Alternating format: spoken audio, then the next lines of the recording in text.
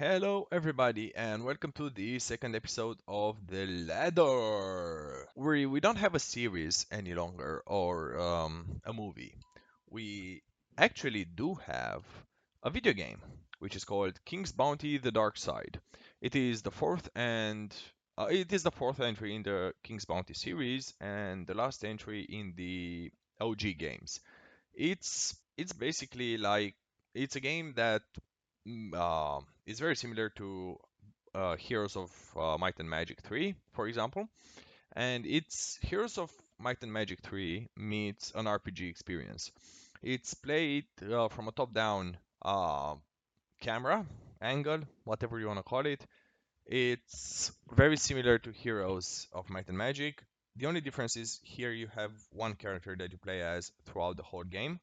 A campaign is usually a very it's not linear in any way. It allows free exploring and the map is huge. But it follows a main story and some objectives, side quests, like a traditional RPG. But the thing is, without directly fighting enemies, you enter a combat system very similar to Heroes of Might and Magic, and you have throughout the map scattered a lot of buildings where you can recruit from. You don't have your faction's castle or anything like that. You can recruit creatures of every faction possible. It adds a little bit of um, negative impact basically to your what you call it, to the troops morale, because it features a kind of a morale system where troops with higher morale will output more damage, will have more resistance and all that things. Uh, this game actually adds a little bit of things on the previous one. You have a new map. I mean, you have a new map, a kind of a new map. It's basically the same map, only expanded, I feel like, from the previous games.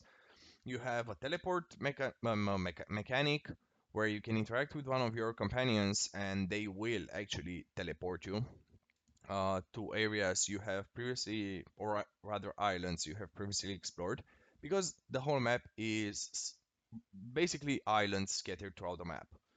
And you can just fast travel this way, or you can hop on a boat and fast travel using the boat. That also works. Here we can also look at the character menu a little bit. We have companions, for example. It's similar to the Warriors of the North expansion. So every expansion in this game is actually a standalone expansion. So previously we had the Warriors of the North expansion, which featured companions that will increase your abilities overall. You also have, again, scattered throughout the game, a few dungeons that you can complete. They're basically the same as the base game. It just includes some more side content and more powerful enemies to fight. But in general, there are also some dungeons that are required to clear for the main mission. Now, another mechanic that returns from the previous games, although you managed to get that a lot later than in the previous ones, is flying. Basically, on the overlay map, you are riding a horse. Interacting with a character, with an NPC in this game and completing a quest enables you to turn that horse to a Pegasus, which can fly. Now, a little bit about the game itself compared to the previous ones. It feels unpolished. It's a huge game, so expect 30 plus hours at the bare minimum. At least for me, it was a bare minimum. It was like, I think I wasted 40 hours or something on the game. It is huge. It's a huge game. It has a lot of content, a lot of exploration to do, a lot of dungeons, a lot of islands to explore if you want to explore them all. Of course, you don't have to explore them all, but it's a sort of a beautiful experience. But there comes the negatives. The negatives are the fact that the quests are poorly written. They're not that entertaining, to be fair. Most of them are like fetch quests.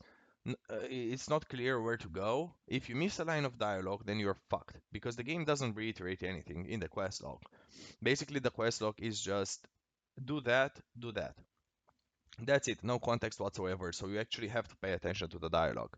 And the guides you find online are very limited because there's not a huge audience for the game. It's a very niche game of sorts. If you're a huge fan of Heroes of Might and Magic, yes, you're gonna play it. But if you're only an RPG fan, I don't think you're gonna enjoy it that much. And I'm saying that as a fan of both. But I understand the shortcomings of the game, and especially this one. So this Dark Side feels unpolished. There's a lot of things not working in the game, a lot of glitches, a lot of bugs, a lot of areas that you can see from the map that it tried to do something with those. Like you have a giant oak tree that you can interact with, but cannot do anything about that, which would have been implemented by the devs, but they ran out of time. It feels the most incomplete of the series yet. I haven't played King's Bounty 2, which diverges from the story and from the gameplay a lot from what I've seen online and from gameplay trailers. But honestly, it's I think the weakest of the sides. The only interesting, I mean, it's the same as the other games in the series. They play virtually the same. Only in this one you have a fairly limited selection um, of army components of creatures that you can recruit. It's much more limited than the other games. It adds a shelter. So a shelter is like you're in service of a dark entity, and the dark entity has a castle, and that castle is your home turf.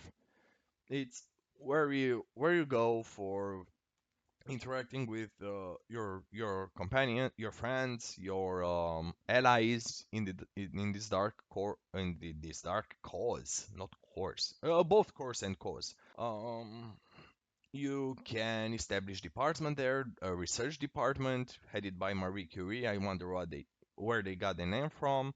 You have a magic department, a war department headed by an orc because orcs are good at warfare, so I'm told. I think the caveat of this game, the really thing that really stands out from the other ones, is that in the other ones you're a force of light. You bring good to the world. Now you play from the opposite perspective. You play as a member of a dark race. You can choose between an orc, a vampire, and a demoness. I chose the demoness because I'm basic. But no, it has nothing to do with her being a demoness. Neoline, it's her name. Beautiful name, to be fair. It's got much to do with the fact that you have three classes in this game. You have a combat class, you have a strategy class, and a magic class. And I've played only the strategy classes until now, and the Demoness was the only strategy class available. So, how and behold, I chose the Demoness, and it was a very nice experience. From what I understand, though, the dialogue and everything else doesn't really diverge if you select another one, so it was kind of a bummer.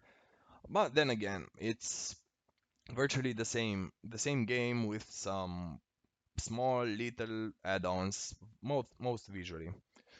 Now, don't want to bore you with many details. Just the final piece I'm gonna say about the game before giving it a rating is the fact that it caters a lot to the nerd stereotypes. There's virtually every girl who is not a witch in this game is a hottie. All of them are half naked hotties, and it really enforces that stereotype of video game lovers, geeks, nerds, and all that shit because it really feeds into those stereotypes. It feels like the 90s in the USA and what their no the 2000s in the USA and what the general consensus and stereotypes about geeks and nerds were is being transposed into the game itself, and a lot of the jokes are cringy. I've got to say they are cringy. They don't age up well. Admittedly, it's a game released 10 years ago, so if you're feeling young, 2014 is was 10 years ago. You're not young. You're as old as me, probably. And I am old as fuck. You can't tell because I have good genetics, but I'm old as fuck. Um, what was I gonna say about the game any further? I think that would be all. Like it's very stereotypically gamer stuff. You have cool little references to other video games. You have other references to Lord of the Rings. You have a whole island that is a reference to the Trojan War. You have basically Hector, Paris, and Aeneas, who are Trojan heroes. You have Amazons, you have Norse Vikings. There's references all over the place, and again, it's cute when you're playing it for the first time. But if you're playing the series, every game in the series, you sometimes tire a little bit about those references and stereotypes and I don't know, the cringy jokes because all the jokes in this are so fucking cringy. I mean, most of the jokes. Some land very well, so some parts are very funny. And I like how shameless the developers are when taking a reference from real life things. Like they made a research character named Marie Curie. It's clear where she comes from, and I think that was a nice touch. It's shameless, but in a good way, because it's not over the top trying to remake things or re-envision things or only draw inspiration. No, it's actually very good in that regard. So let's give this a rating. Let's it with a rating. I think now I'm gonna give it two ratings. The final ladder rating will be 5.15. The real rating would be 6.15. Now, I give it 1 point extra because of nostalgia and because I love it and because I'm fucking subjective. It's my leather. Go make your own leather if you want objectivity here. I don't deal in that. Now, the real rating would be 6.15 because it's a pretty lackluster game. I don't want to say it's bad. It's good. It's a good game, but not great. And it's a very big step down from the other games in the series. You can see it's not polished. It's riddled with bugs, glitches, and whatnot. You can see it's not finished. It's an unfinished product. But even as an unfinished product, it is good. So keeping that in mind, um, let's slap it on the ladder, right? Ladder commence. Final rating steady. Don't forget to like and subscribe if you enjoy my content. See ya.